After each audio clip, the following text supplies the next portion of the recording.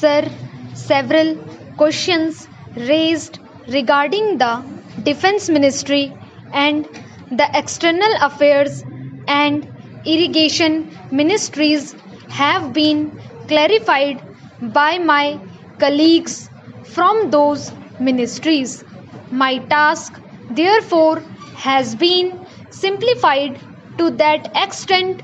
Before I go to the questions, financial and economic, raised by several honorable members, I should like to clarify one or two points which are more administrative than economic or financial. One of them was raised by my honorable friend.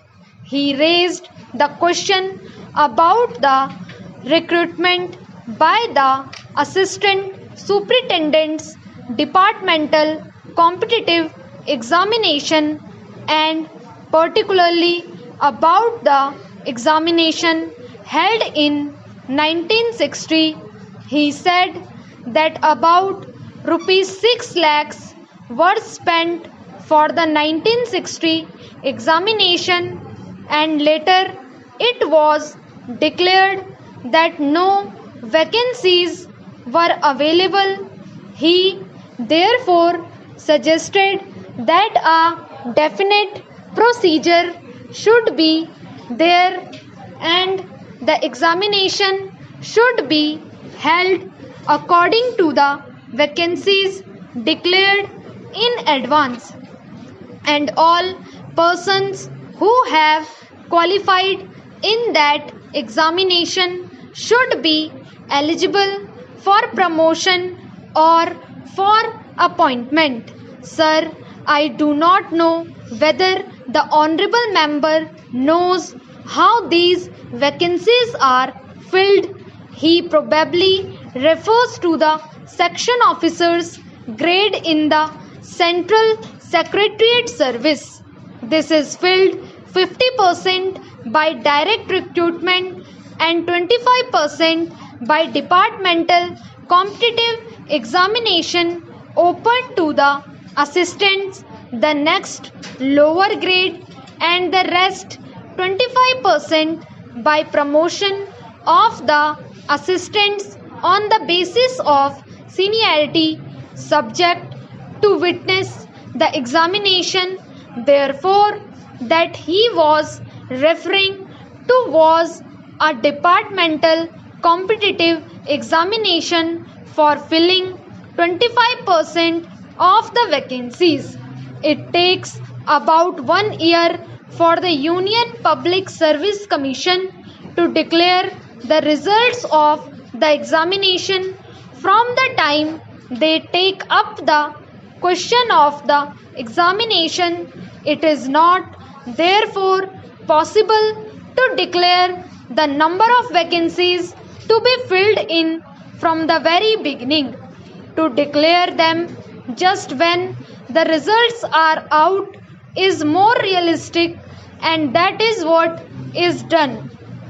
Sir, if the examination is treated as qualifying examination, the number of persons who will thus become eligible for appointment will be quite unrelated to the number of vacancies to be filled in, and then the very situation which the honorable member wishes to avoid would arise. It would not then be possible to hold any of the examinations at regular intervals, and promotions against this quota would become very fitful. The honorable member also suggested that the rules for recruitment and promotion etc. should be uniform for all ministries, whether participating in the Central Secretariat Service scheme or not. It must be, and this is so except for the Ministry of External Affairs and the railways. These have different rules, but these rules are very much similar and there is not much difference. But because these persons are recruited for different purposes and by different agencies, they are separate. Therefore, his purpose in saying that there should be uniformity is almost carried out. The only difference is that the Ministry of Home Affairs does not control the services in these two ministries. Then, sir, questions were raised about backward areas and the backward states and also about the city of Calcutta. If the budget is properly scrutinized, it would be found that assistance is provided for the states, particularly the backward states, and the Finance Commission, which assesses the overall requirements of the states, takes this into consideration and makes its recommendations, which are carried out every time the Finance Commission's recommendations are received, and they are received periodically according to the Constitution. Sir, I would like to give the total amount paid to the states on this account. The main objective of planning is to create conditions in which living standards are raised in a sufficiently reasonable level and all citizens are given full and equal opportunity for growth and service.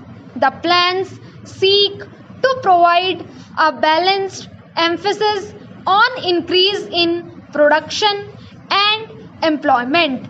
The development plans are thus accepted as the means for ensuring equitable development in the field of social services. There is no reason to suppose that the needs of the less fortunate or prosperous states are being neglected, but it would not be proper to expect that all these differences could be wiped out now immediately. It must be seen whether we are going towards that very end or not. We are deliberately going towards that end, and we hope and trust that in course of time these inequalities would be wiped out, if not completely wiped out, at any rate they would be lessened. My honorable friend complained about inadequate provision included in the plan for meeting the growing requirements of the city of Calcutta, where even the basic services like water supply, sewage disposal, and drainage were not being augmented, and that the central government was not enthusiastic about solving these difficulties.